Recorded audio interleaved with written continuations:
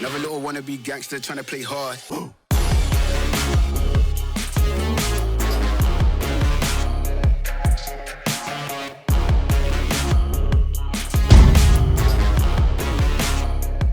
Welcome to the second season of the MaXed podcast. I have a real special guest of mine, man. A guy I've been knowing for a long time, since he's been a little small chap, man, running around the dorms at the University of Florida. Yeah. Man, Trevor Ariza, man, thanks for coming on the show, man. Appreciate you a lot, nephew. I appreciate this. That's an easy call, man. You know? Yeah, I appreciate it. But we always start at the show with tell a story you heard about old Max, man. What you know about me, man. That's whatever you want. Yeah, I know it's crazy as hell. I know. Yes, man. See, my stories are gonna be a little bit different because this is it's personal. So I understand. Right. You know what I mean? Yeah. We'll go a little deeper. Story that I heard firsthand from somebody don't got it all wrapped too tight. Yeah. Just dorm stories, just being on campus, and just real quick to fire off at anybody out of line or getting disrespectful. And that's. I'm gonna leave it there. I got you. Okay, that's good. That's cool. That's cool. I appreciate that. And then now, when you came up, now, what was your favorite sport growing up, and who was your favorite player coming up, man? Man, that's crazy. That's a complex question for me because growing up, my favorite sport was football. Wow. Right. So Deion Sanders was my favorite football player, but I love basketball. So my favorite basketball player was Penny Hardaway. From young, real young, Penny Hardaway was my favorite. What? That's what's up. Okay. Yeah. And now you grew up out there in Cali, out there. Westchester High School, your junior year, you and Brandon Heath and Bobby Brown. Talk to me about that year y'all, went on and tore up some ass out there when y'all won the States, man. Talk to me about those guys and that team. Man, our team, I think if we don't have a team like that, a lot of us don't go as far as we did. And having players as talented as those guys, you get to see them every day. So you get to work against them every day. You get to push against them every day. And all those guys you just named, they all have this chip on their shoulder of I ain't going to lose today, or I'm not going to lose tomorrow, or I'm not going to lose the day after that. So when you play against people like that, or, you have that mentality of, everybody feels like they're going to win every time, that don't do nothing but breed that type of mentality. So right? Yeah. That's just kind of the mentality we all took against each other because we all feel like we better than each other. Right. It just we all end up having to respect what each other did and how it came together. That's right. That's how it always be, man. When you have a lot of motherfucking studs out there like that. In 2003, you was Mr. Basketball. Damn, I was Mr. Basketball in 1988 coming out.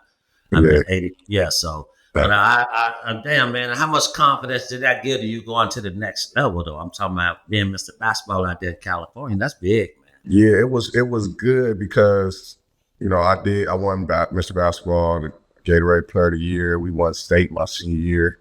But the thing that didn't happen is I didn't make the McDonald's team. So that made me more fiery than anything.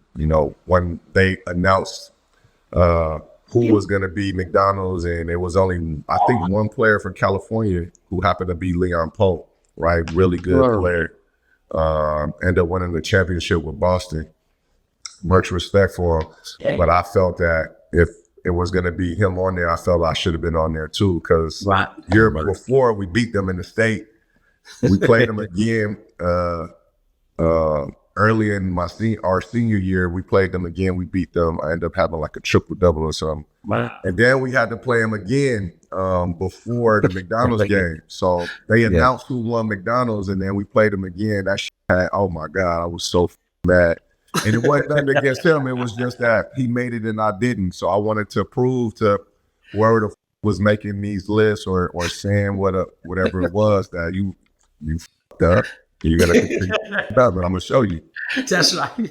That's right. That's right. Yeah, man. Good story, man. Yeah. Yeah, I made the McDonald's well, I didn't make the McDonald's All-American, but I was Mr. Basketball in the state of Florida too, and that had me ticked too. A bunch of them was out there playing, man. I knew I was busting their ass, but they Yes. still kept me. I think it's a lot of shit that I did coming out of high school is the reason why they kept me up there. Yeah. But yeah, back when you went to UCLA too now, your favorite memories about that, man, and why you decided to stay home.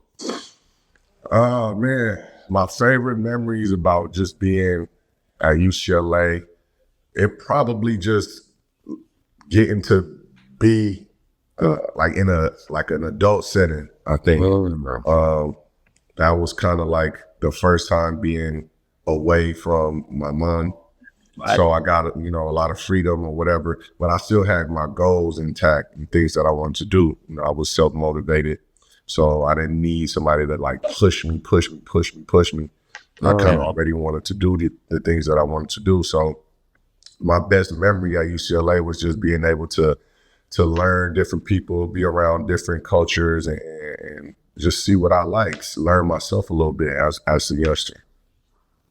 Yeah, you grow, definitely you grow away when you get away from your family, because my mom did every damn thing for me, and I know what your mom, what she did for you. So I know what Lolita did. So yeah, man, you got drafted by the Knicks, man, and your experience on draft day and your first impressions coming from damn Cali and going to that fucking jungle over there in New York.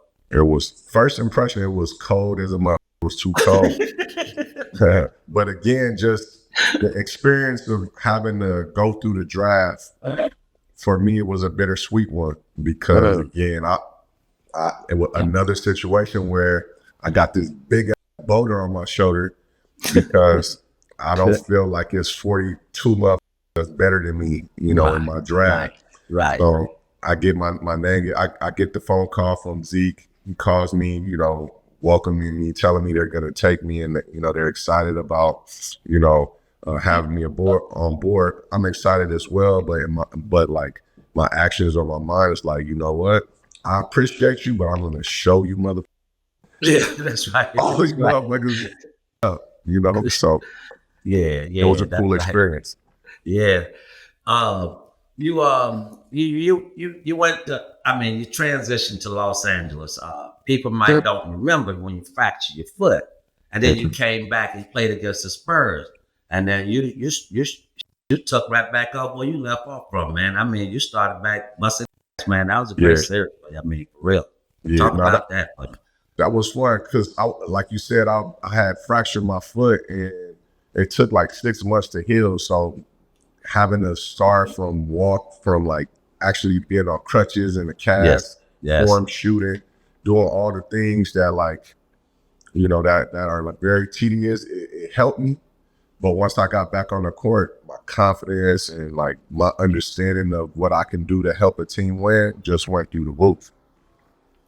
Yeah, that's crazy, man. Yeah. And 09, man, LA team, Phil Jackson, most cohesive team. He ever coached, he said, man. Talk to me about the impact. Remember the team and the finals run and all that, man. Talk to me about that, man. Because Phil Jackson, man, that's a legendary man. He is legendary. And the part that is that people don't really know about PJ is that he more so is really good with managing personalities and making them mesh together. You know what I mean? We already had a system that was in play. We had a star player. We had complementary stars to that star.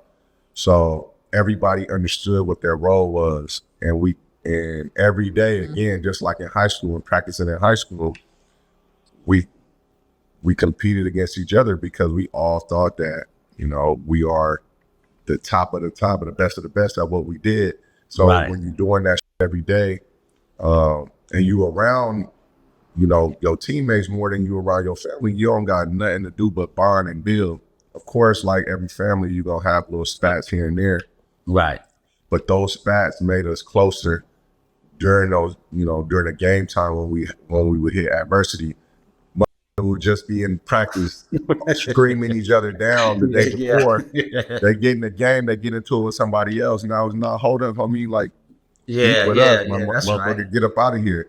So those situations and those moments, they just bring you closer together, and like experiencing somebody who can control like or guide like a team's spirit in PJ. It only magnified what the team was already doing.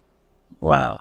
Yeah, I know he was a great man, great Because coach. you know how sometimes like the locker room and the coaching staff could be divided. He divided, yeah. Yeah, like those things happen. In that situation, or on that team, it was like the chemistry was just always on go. And once somebody kind of like tried to like shy away from what we were doing, it was always somebody reeling them back in. It could have been the youngest dude, or it could have been, the superstar. Right. But it was all like everybody had a voice, as long as the voice was to push the team forward, which is Make dope. it better. Right. And then in the playoffs, man, goddamn, against Utah Jazz, you had 21 now. And I say, well, my nephew kind of figuring this shit out now. I think that's when I said this is going to take off. So talk to me about that, man. That game and how much confidence it gave you after that playoff game when you just, that was a great game for you, man. Yeah. It was cool because, again, like being in that situation a year later of going to the finals and coming back and understanding, what it would take to actually get back there and win. It was the experience was cool, but living in the moment, I'm thinking anything in my path I want to destroy. Playing with the best player in the world, playing with another like Hall of Famer and pal, you know what I mean? And just Andrew and everybody who was there, LO and all those players, once they give you the rock or once they make a play and they want to see you do well, that can't do nothing but like build your confidence as a teammate and as a player. And when you have teammates with those names and like at that level of play, it does nothing but elevate your play. So once I start scoring the ball or shooting the ball and, they start going in, I start to feel myself even more. I start to get more comfortable. I get it. Getting the rock from Kobe, him to come get it back and just shoot that. I got more confidence in that. You know what I mean? Just being around those guys and making those shots. It gave them confidence in me that they probably wouldn't have had I not, been working on my Yeah. Your admiration for this guy right here, man, Kobe, man. Where does he rank, man, in your all-time list, man? Kobe Bryant, man. God bless you, Kobe. He number one for sure, like, and it's not even close to me for who like is the number one. I've been in like battles with him. No, I've watched him play through things that I don't think other humans could play through. I watch him work his off the court. I watch his approach to the game. So like the things that he taught me outside of just basketball, about the approach to the craft or things that you love, that's guided me through not just sports or my career, but like other things in my life as well. So as far as him being somebody that I would rate or look up to, he's for sure like at the top. Wow, that's right, man. It's a great ball player, great man, great husband, great father. He was all that, man. Yeah, that's a great story right there. Oh, Phil Jackson, talk about this, man, because they talk about Phil Jackson all the time. He all read these meditation books and shit. I one stick out in your memory that you could tell us about, man, one of these goddamn stories. It's crazy to me. Right. So when I got to LA, I was going into my third and fourth year. So when I got there and we got into the playoffs, you would go, how you get to practice early, you go get your shots done, you lift your weights or do whatever around in the locker room. Yeah. Here, like my first playoff experience with PJ, he's coming out of the training room. He has this big like drum or something, right? And he just banging on the drum, banging on it. And I think one of the assistant coaches would come out with the sage and or no. So he'll come out to the locker room and bang on the drum. Yeah. Right. So everybody know to come into the film room. So once we get into the film room, we'll be sitting down he'll come in last or whatever. Then he'll have stage and he'll be burning that going through the aisles and all that. And then he'll tell you to close your eyes and like chill for like 5 minutes, right? So we'll be chilling for 5 minutes, and then once the 5 minute like meditation is up, he'll put on like a movie, right? and every playoff series had like a different theme. So like a different movie would be a different part of the playoff series. So it's like it kept you engaged, but it was completely different than anything that I've experienced prior to, which was a good thing. It was cool. Right. Yeah. You got moved over to New Orleans, then you had to play in the first round against the you just talking about. Yeah. I want you to talk to me about the Lakers, man, and when you played them in the first round, what that experience was when you just got traded from a team, then you had to play against them in the first round of the playoffs. Talk to me about that. See that the good thing for me was that wasn't my first time having to play against a team that traded me. You know what I mean? So like the emotions or whatever wouldn't have been as hard, like animosity or things like that. I didn't have none of that. Right. You know, because at that point I understood that this is a business, and if you think about if you put your like personal feelings inside of like business situations, you're gonna lose every time. So my whole approach was, you're still playing a game you love to play. You're playing against the home team, so you show out against these ones. Everybody at home is going to know what's happening anyway. So you don't even really. Yeah. It's a win-win for me. You know, right. I won already. I got some money for playing the game that I played since I was a little kid. I'm getting to compete at the highest level against the best player in the world. I mean, I win whether we win or lose. Right. There you go. That's right. Damn right. And you're getting paid. Yeah. All right. Let's talk about H-Town now. You played in my city for a year now. I know that was crazy. Talk to me about that, man, first of all. Man, Houston, man. I've been there. I played there for 5 years. Houston is like, I love Houston. I love Houston with a passion. Like everything about Houston, I love. Everything about Houston, I love. Me too, man. It was one of the places where, again, I reached one of those points where I felt like I grew up in a certain space. You know, I got there at like 25. I think I was 25 when I got to Houston, and then 28. I was there for 3-4 years at that time, like straight. So I got to learn like the ways of like Houstonians and the things, how they do things. I know what you're talking about. That's right. It's a completely different. It's different from anywhere else in America. So yes, it is. Yes, but I love Houston. If I had to like move somewhere else, Houston would be one of those cities I would consider living in. That's right. That's my damn city too. I love it too. I like them things out there. I love golf out there. I just love everything about Houston, the food, everything. You play with my guy too, my guy old James Harden, man. Mm-hmm. Man, you played alongside that. He was MVP. Mm-hmm. You know, that was tough cover, man. Good God, talk about my guy James Harden. James was in a zone or in a space in his career, in his life, where I would call it the Matrix, because he was seeing all kind of defenses. He was seeing everything come to him, and not a soul could like with him during the regular season. You know what I mean? Like nobody could. He was doing some amazing. I would watch James have 60, 17, and 15. Like, who's doing that? That's like them numbers is crazy. But just to watch him do the things he do on the court was crazy. And of course, everybody knows like he's gonna be himself and do the things that he likes to do. And just seeing like all that together, that was completely like, it was like watching like a real life show. You know what I mean?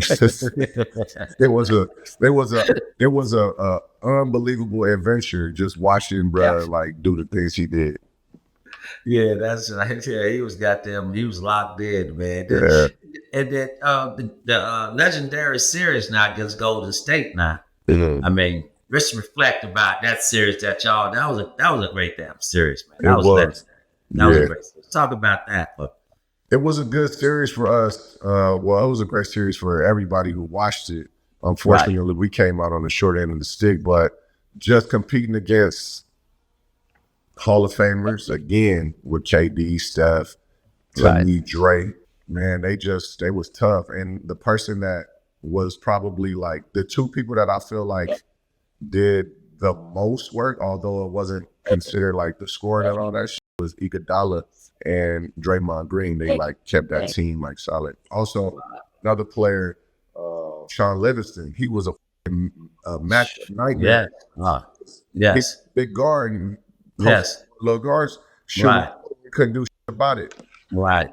But once CP went down for us, that kind of like, that kind of took the wind up out of us. That allowed them to kind of like focus in on James a bit more, lock in on him. Because again, their main ball handlers, they're James and CP. Once he went down, everything kind of just crumbled. We lost game 6. We end up losing game 7. Yeah. Everybody went cold as ice. Yes. From the 3-point line. So it was just one of them things where it's like, man, like that was our chance to be thrown like a dynasty, and we missed our opportunity in game 7. So that's one of the things that I always think about, like throughout my life. Like, damn, if we would have made 5 more shots, we would have had a better chance of, winning, or even getting to or winning the finals. So unfortunately, we didn't. K really cried, spilled milk. So it was cool. Yeah. And then, well, this was good for you that you got a chance to go back out and finish up your career with the Lakers. I mean, and you're growing up in LA, that had to mean a lot to you too. Not as much as the first time around. Oh, okay. Yeah, because to me, it was a completely different scenario from what I remember when I played. Of course, I was very grateful and I appreciated the opportunity to get a chance to play for the organization that I got a championship with. It was a completely different scenario for me going back this time than it did last time. So, it was cool being at home, but I wanted to be able to give more of my talent than I was able to give the second time around. Although, and again, I was hurt. I had surgery on my ankle. I'm playing with Bron, so it ain't gonna be Bron, Melo. A lot of the star players through the time that I was in the NBA. So it was a bit different scenario and situation for me. Right. Oh, yeah, that's great. But your little man, now let's talk about your little man. We got to give your little man some flowers now. Okay. The little killer you got, man. Let's talk about him. Knowing what Bronny going, with the draft and all this process he's going through, and all the social media era. Right now that's just real big, and you and Gil, y'all doing a great job, man, with the boys out there, man. Talk about that, man. Appreciate it. Yeah, man, it's different. It's weird because social media does change the mind a lot. It'll make you believe your shit don't stink. That's right. And the one thing that I try to I preach to my sons and to my kids or any kids that's around me is that you can believe all the shit that people say on social media when it's good, but don't think that the bad shit don't come with that shit too. You know what I mean? That's right. And you listening to people that are behind a computer or on their phone telling you that you are shit or you ain't shit. And if you put stock in that, you'll never believe in yourself. So cut out all the outside noise, lock into what you're doing, keep your head down, and just work on your craft or work on the things that you love. Everything else is going to fall in place. You don't have to worry about what motherfuckers saying about you or to you. Right. Just know that your family got you. I love you to death. I'm going to ride with you whether you make 100 shots or you go over. I'm always going to be down with you. So just if you got your family behind you, just focus on what you're doing. We love you regardless. No doubt. And there's got to be a lot of pressure on the kids too, like my sons and your son and Gil's kids. Coming up, man, knowing your father played in the NBA and then every damn gym they're going into. You got mom really like, man, oh, that's Trevor Ariza's son, man. Oh, that's So that's got to be a lot of pressure for them kids, man. So Yeah, I think it is a lot of pressure for them. But again, their go with parents the or their coach. dads that have experienced it, they're able to guide them through this situation. And again, my notes or my word to my son is focus on what you can control. Everything else you just let go. And confidence or pressure or not having confidence only is in the work that you So put big. in or don't Yeah. put in. So if you don't feel confident, that must mean you're not putting in enough work. And that's a good question. I mean, I was getting ready to ask you about the confidence waiver. You know how these kids, your kids sometimes it be like, God damn, these mom be saying they might read or hear something, but yeah, you gotta stay in tune with all that shit, the baby boys, man. But you're doing a great job with it, man. I think he's in the top 5 in his class. Somewhere around And there. yeah. So, man, I mean, you're doing a great job, man. But I want to talk about now the new era of the NBA. These new guys, Anthony Edwards, and I mean, these guys are so. I mean, I love watching that kid play. But talk to me about these guys here now, what they doing. I mean, the things that they're doing now, it seems like the skill level has doubled. It's crazy from when I started. So it's they are amazing to watch. They're really, really, really, really fun to watch. Yes. But what makes the special ones special is they give you that old school feel because they're fearless. They're great leaders. They create situations out of nothing, and you just enjoy the things that they bring to the game. Like yesterday, the other day, I'm watching Tatum play against Indy, and it's almost like he likes to play ISO, like he played 1-on-1. Oh yeah. And he usually holds the ball longer. But yesterday, he wasn't waiting around. He was getting straight to it. So the fact that they can figure the game out so fast and make adjustments and move to help their team win, they just do. That's just man, they got it. They figured it out. Right. Oh, it's exciting to watch. Yeah. And how important you think it is for these these younger teams in the NBA to have these vets, man? I mean, how important you think that is nowadays, or you don't think it's important? Oh no, it's always been important to have. It's always important to have people that have experienced things that you haven't seen yet, especially when you got young stars or superstars or players that that's gonna be superstars. They still need guidance. 22, 23 years old. Yes. Making $50 million, $70 million a year. I know. God damn. Honestly, what the can you tell? What anybody outside of that environment could tell somebody that's doing that at that young of age. So that's why, I feel like it's important for these organizations to keep players that's in their 16th, 17th, 15th year around because they've experienced being 22 and making whatever the max was at that time or whatever they did. You know what I mean? Yeah. But again, we're giving these kids putting these kids in situations and not giving them the older brother or the father figure, for lack of better words, and expecting them to make every right decision. That's a tough thing to do. No doubt. Last question. I appreciate you for coming on too, nephew, man. It means a lot to me, man. Thanks a lot. Appreciate it. Tell the family, you know I love your mom, Kenny, the whole family, the sisters, everybody, man. Tell everybody I say hello, man. But I will for sure. Who you got winning the finals, man? Who you got winning the NBA finals? I got Minnesota, man. Damn. I'm gonna go with Ant-Man. I got the way their team is set up. It reminds me of a team that I played on prior to, so, and we won. So they got a great mix of length, height, quickness, hunger. They got all the ingredients to be a champion, and they just knocked off, to me, the best team. So, I think Minnesota. All right, man. Well, thanks a lot for coming on, man. Appreciate it, man. Easy call, brother. Love is mutual. Yes, sir. You know it. Never little a wannabe gangster trying to play hard.